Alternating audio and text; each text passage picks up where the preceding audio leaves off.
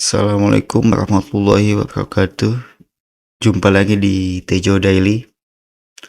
Pada video kali ini saya tidak mencoba distro Linux dulu ya. Berdasarkan beberapa masukan dan komen dari teman-teman, misalnya bagaimana penggunaan Office di Linux ya, di distro Linux, atau bagaimana cara pakai LibreOffice, apakah ribet atau enggak gitu ya. Atau ada juga yang minta tolong buatkan tutorial menginstal Microsoft Office di Linux seperti itu ya. Nah, untuk teman-teman yang sudah berkomentar ya, terima kasih. Tapi menurut saya gitu, sebelum kita mencoba menginstal Microsoft Office di distro Linux kita, alangkah baiknya kita coba dulu alternatif dari Office ya, yaitu bisa LibreOffice, ada WPS Office, apa lagi ya, ada juga OnlyOffice seperti itu ya. Jadi teman-teman ya, jadi gitu ya teman-teman. Jadi kalau memang ini kita coba dulu alternatifnya ya, selain Microsoft Office seperti itu ya, karena memang di Linux juga paket Office itu udah ada gitu loh. Jadi kita tidak usah ribet lagi menginstal Microsoft Office seperti itu ya. Alternatif lain mungkin bisa menggunakan versi Microsoft Office yang online itu ya. Tapi itu juga tidak senyaman kalau kita menggunakan atau mengetik di aplikasi yang versi desktop seperti itu. Nah, di sini saya sudah ini ya, membuat sebuah contoh di sini. Sebuah contoh artikel ya. Di sini ada judul. Ini saya ngambil dari AI karena contoh aja ya. Tapi sebenarnya kalau teman-teman ingin menulis artikel ya harus berdasarkan ide ataupun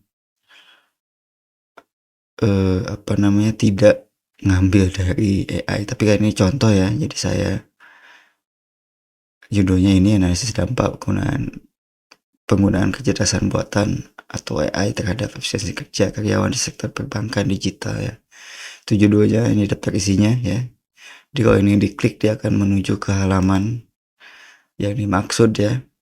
Ini ada bab 1 pendahuluan ya, terbelakang seperti itu. Di sini juga ada daftar tabel seperti itu ya. Di sini ada tinjauan pustaka dan di sini ada metodologi penelitian. Ya, di sini juga ada gambar yang saya insert ya. Nah, ini dari halaman ataupun tiap halaman ini dibuat menggunakan LibreOffice. Jadi saya nanti akan menunjukkan kepada teman-teman bagaimana membuat sebuah struktur penulisan seperti ini yang ada daftar isinya. Dan ini daftar isinya bisa diupdate otomatis gitu ya. Jadi begitu Anda menambahkan halaman, Anda tinggal klik aja nanti update gitu ya. Jadi nanti akan berubah sendiri seperti itu, lebih rapi ya. Dan Anda nggak usah pusing-pusing gitu kan, pusing-pusing mengatur ini angkanya ya, halaman berapa seperti itu. Nah, itu ya teman-teman, nanti saya akan tunjukkan bagaimana cara membuat struktur untuk penulisan di LibreOffice ya. Oke, yang pertama di sini saya menggunakan KCOS ya, dengan desktop KDE. Ya, ini yang saya pakai untuk rutinitas sehari-hari ya, mengerjakan pekerjaan di kantor ataupun membuat video ya. Di sini menunya ada di Office ya. Kita akan menggunakan LibreOffice Writer ya untuk mengetik. Ya, jadi LibreOffice itu ada banyak, ada base untuk database, ada Cal ya, semacam Excelnya untuk mengolah angka, ada draw ya untuk menggambar ataupun mendesain, ada impress itu untuk membuat presentasi, ada mat kalau gak salah ini untuk membuat rumus ya, ada LibreOffice Writer untuk mengolah kata. Nah ini kita akan gunakan LibreOffice Writer untuk mengolah kata ya. Jadi di Office ya, menu utama Office, LibreOffice Writer. Oke, LibreOffice Writer-nya sudah terbuka ya. Kita akan buat dulu sebuah judul ya. Jadi kita mulai dari judulnya apa ya, misalkan di sini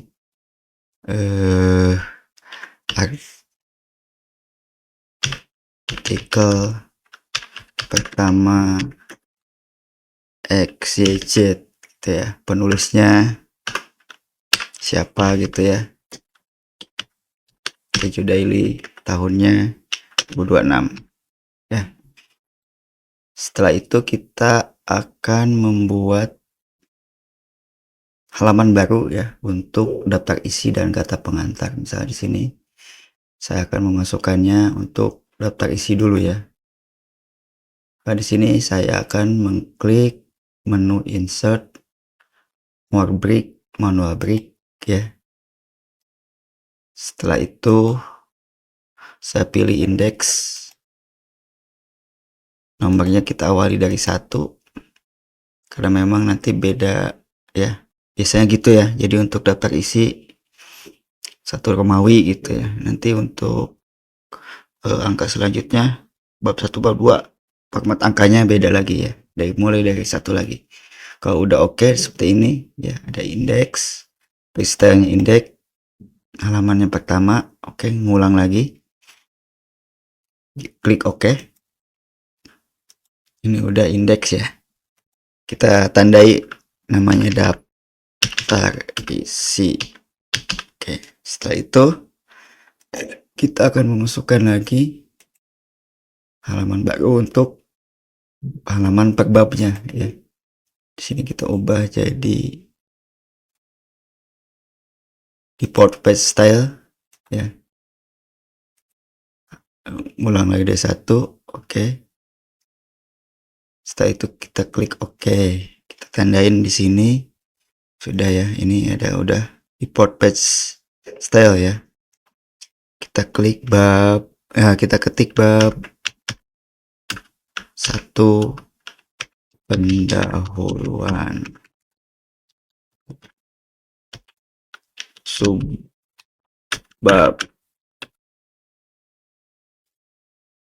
isinya subbab nomor 1 misalkan ya, isinya apa, subbab nomor 2.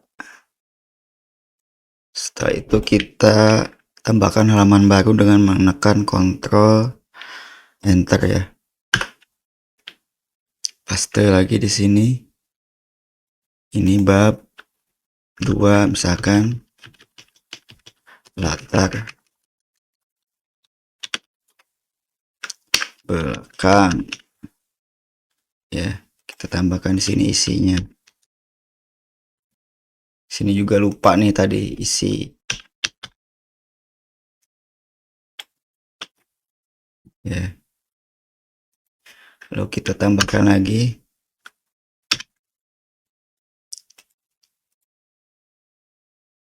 bab 3 pembahasan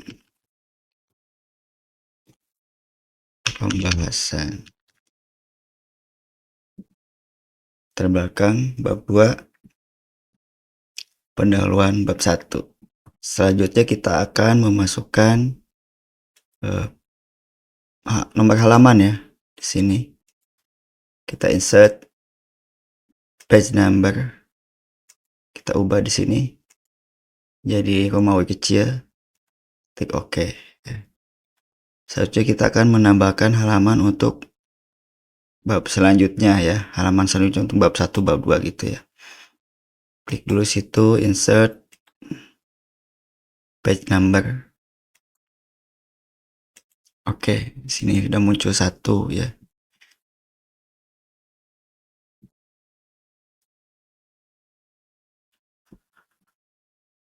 Oke, ini ada masalah sedikit nih. Oh, berarti tadi saya ngopinya jangan gitu ya.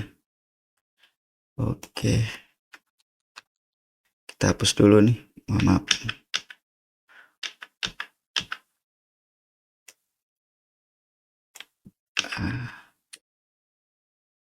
Oke, halaman 1, halaman 2.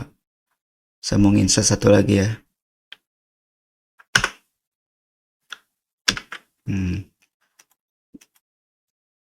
Nah, seperti ini. Ya, jadi sudah ada bab 1, bab 2, bab 3. Ya, halamannya beda-beda. Ini halaman angka biasa. Ini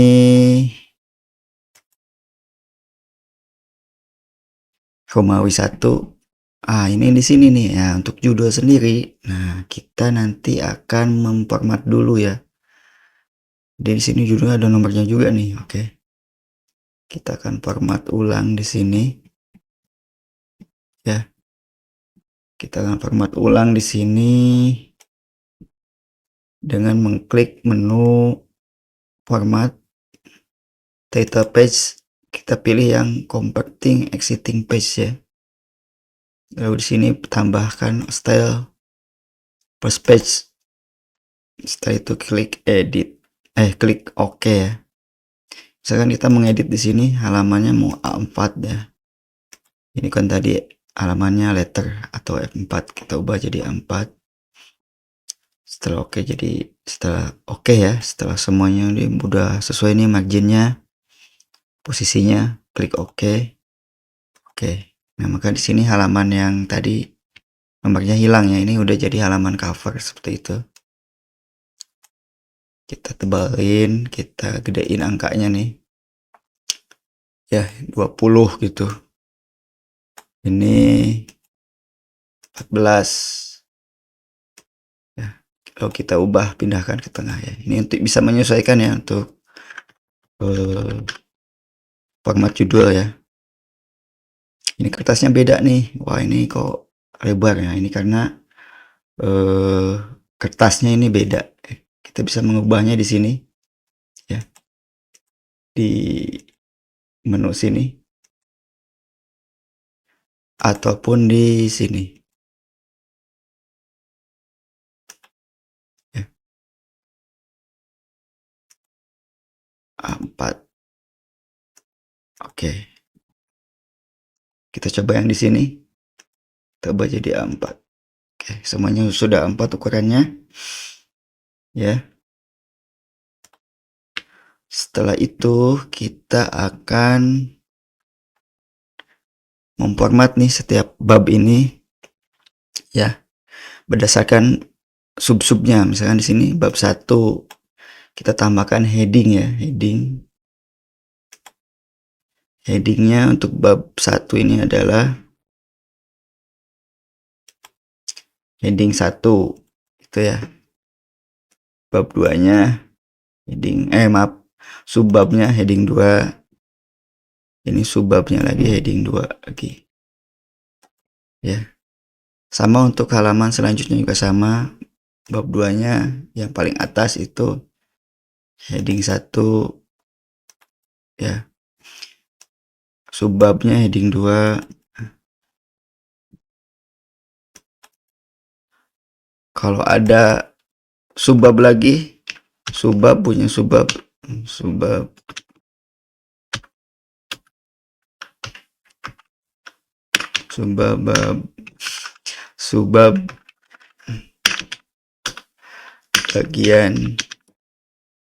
nomor 1 misalkan. Maka di sini headingnya heading 3. Ini balik lagi heading 2 itu ya. Lanjut di bab 3 kita masukkan heading 1, ininya heading 2, Ini juga sama, heading 2. Sudah semua ya, strukturnya udah kita buat. Selanjutnya kita akan membuat daftar isi di sini ya. Untuk daftar isi kita masukkan di menu insert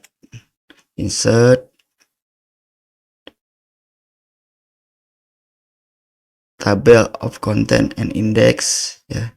Setelah itu pilih table content, index or bibliography. Klik di situ. Ini protect yang nggak usah ya. Centang. Oke, ininya yang dicentang ya. Ya nanti kita bisa mengubahnya ya. Ini title-nya bisa kita kasih daftar isi. Daftar isi atau enggak kita kosongin aja ya. Lalu klik OK. Nah, udah ya. Jadi di sini daftar isinya sudah terbentuk ya. Udah muncul otomatis. Oke. Selanjutnya misalkan saya ingin menambahkan halaman yang landscape ya. Ini kan portrait nih. Kita balik lagi ke sini. Insert manual break ya, ke sini. Kita ngasih yang landscape.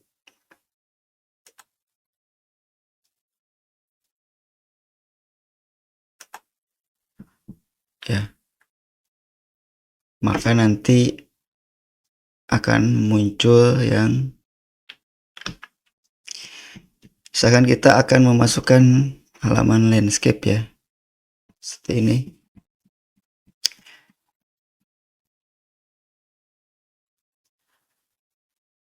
Ya, cukup kita insert di sini dengan metode manual break ya. Insert manual break landscape. Oke ya. Misalkan tabel. Ternyata ke bawahnya juga landscape ini. Oh, oke, karena belum banyak gak apa-apa. Kita insert lagi manual break deport ya. Oke. Tuh udah balik lagi halamannya ya. Oke. Yang ini kita pindahkan ke sini. Nah, udah halamannya balik lagi ya. Sesimpel itu ya. Kita masukkan misalkan di sini tabel ya. Tabelnya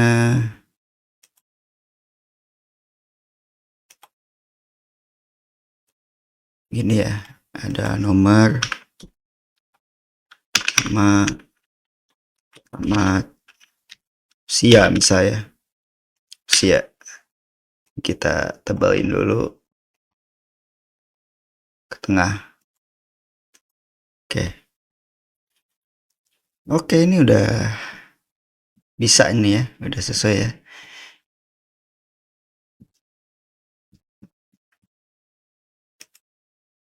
Ini belum ada halamannya.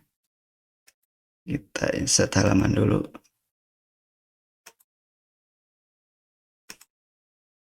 Oke. Nah, udah ya. Udah, ini mudah ya, nggak terlalu sulit. Kita update dulu karena di sini ada penambahan halaman.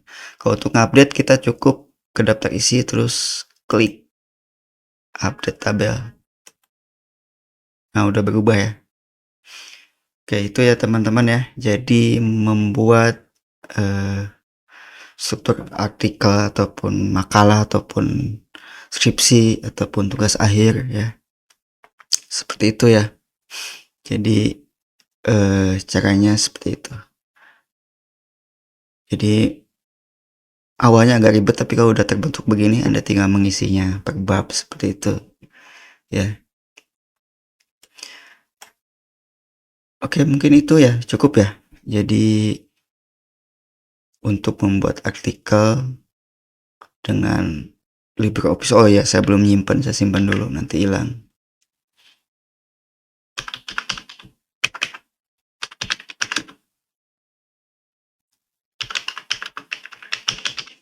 Saya simpan dulu.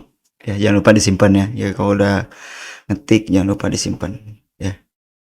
Ini kelihatan di sini ya. Bab 1 ada subbab 1 2 gitu ya.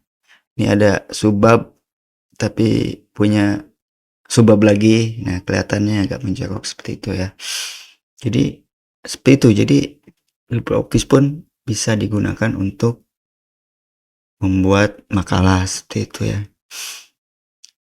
Kalau udah selesai misalkan ingin mengimportnya ke PDF juga bisa ya, cukup ekspor. Saya sorry. Mana tadi? File ekspor PDF ya. Oke. Simpan. Kita lihat hasilnya di sini.